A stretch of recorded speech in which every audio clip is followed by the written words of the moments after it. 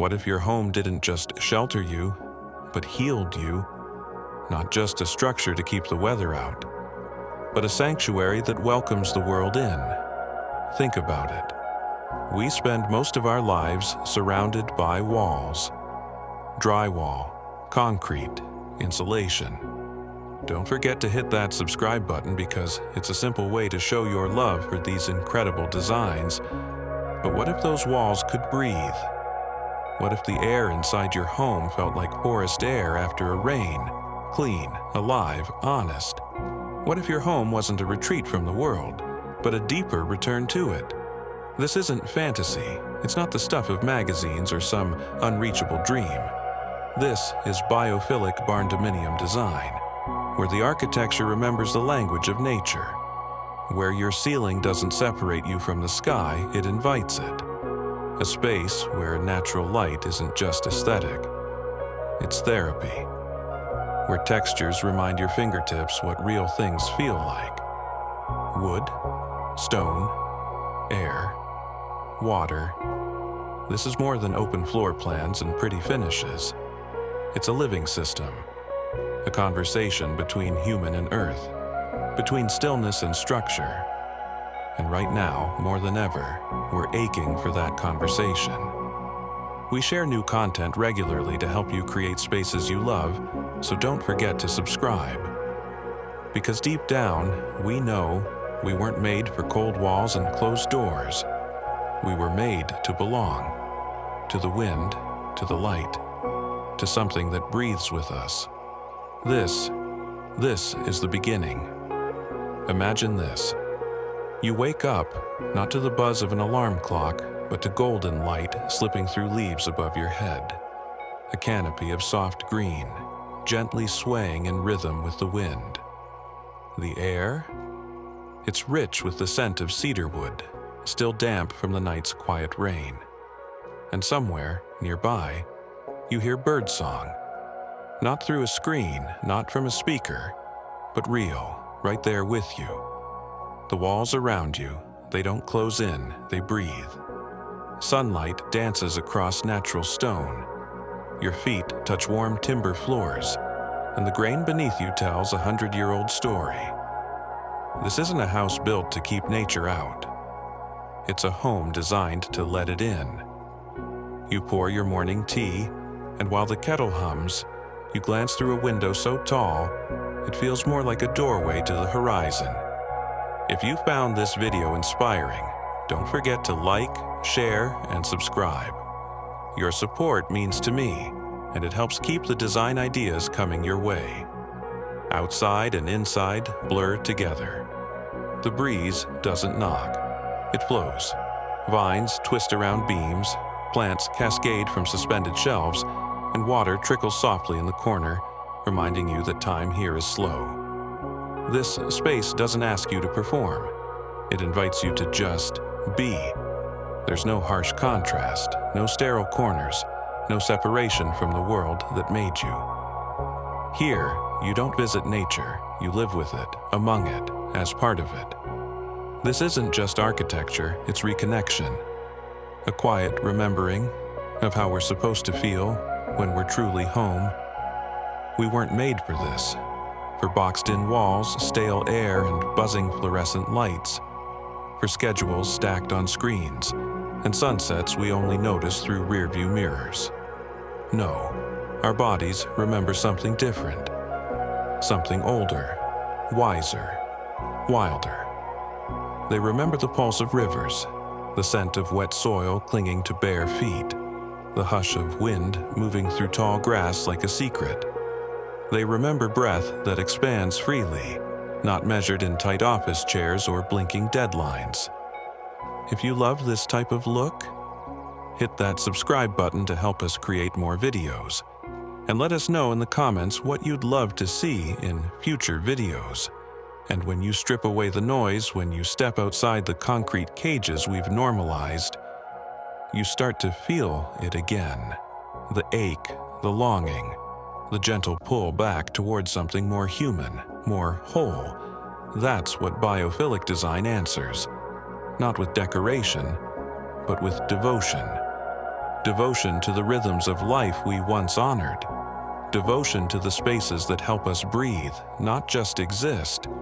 Because this isn't about putting plants on shelves, it's about designing a life that flows like a forest stream, fluid, rooted, alive. And when this philosophy meets the wide, open canvas of a barndominium, something magical begins to unfold. The openness becomes opportunity. The raw structure becomes symphony.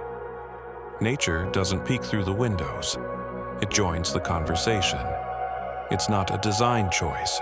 It's a return to rhythm, to breath, to life. Not because it's fashionable, but because deep down we miss the wild.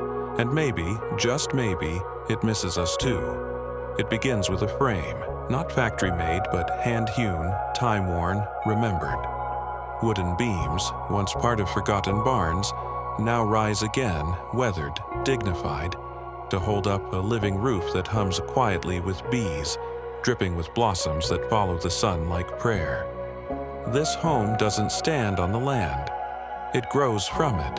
Step inside, and the light greets you first. Not a spotlight, not a bulb, but the kind of light that feels like morning on your skin. Floor-to-ceiling windows don't just let it in, they erase the boundary between what's outside and in. The horizon is no longer a view, it's a presence. The breeze doesn't knock politely. It moves freely, through linen curtains over polished stone, across soft moss underfoot. Yes, moss. Because here, the garden doesn't stop at the door. It stretches upward, toward skylights that open like the sky itself. Indoor plants aren't potted, they belong. Their roots find home beneath your steps. Their leaves follow your gaze as you move. Texture is everything. Not the cold sameness of drywall, but the rich, tactile language of stone and bark, silk and soil. Even the air feels different. It carries the scent of herbs growing near the kitchen and the faint dampness of a nearby fountain. Always flowing, always soft. Every room invites pause. Every surface speaks of touch. Every corner hums with life. This isn't just design, it's an unfolding, a slow return, a space that doesn't demand anything from you, but quietly gives everything back.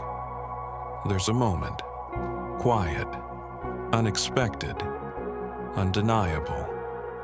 It happens sometime after the noise fades, after the rhythm of the outside world slips off your shoulders like a coat you no longer need to wear. You find yourself breathing slower, not because you tried to, but because the space around you invited it. Your heartbeat softens, your shoulders release, and you don't even realize how much tension you've been carrying until it begins to melt. It's not loud, there's no grand arrival, just a gentle settling, like being held, not by arms, but by air, by earth, by light itself. You notice the sound of your own breath. You feel the warmth in your fingertips, and for once there is nothing you have to do, nowhere you have to be. This home, this living, breathing barndominium, doesn't just wrap around you, it welcomes you. Not as a guest, not as an occupant, but as something belonging. Here, you don't perform, you return. To stillness, to presence, to yourself. And maybe for the first time in a long time, you feel it deep in your bones. You are not separate from the world outside these walls. You are part of it. And this space knows.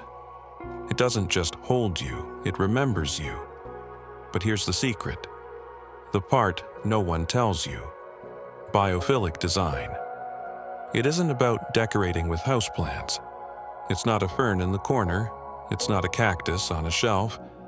It's not about bringing the outside in like a design trend. It's deeper, wilder, more ancient than that. It's about building a home where nature never left, where the walls don't divide you from the wild, they whisper with it, where the wind is part of the architecture, And the light is more than illumination, it's intention. It's about creating space that listens to the land instead of laying over it, where design doesn't dominate the earth, but dances with it, where your footsteps align with the grain of the wood, where the air isn't just clean, it's alive. You see, this isn't about adding something green to your life.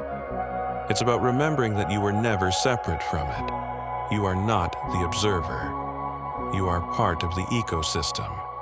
And when you live in a space that knows that, truly knows that, everything changes. The walls don't shield you. They cradle you. The roof doesn't shut the world out. It opens to the sky. And the silence you hear, that's not emptiness. That's belonging. Because biophilic design doesn't just reshape your home. It reshapes your sense of place. In the world, in your body, and in something far greater than either. If your soul has been craving something softer, something slower, something real, you're not alone. So many of us have forgotten what it feels like to wake up without urgency, to breathe without resistance, to live without armor.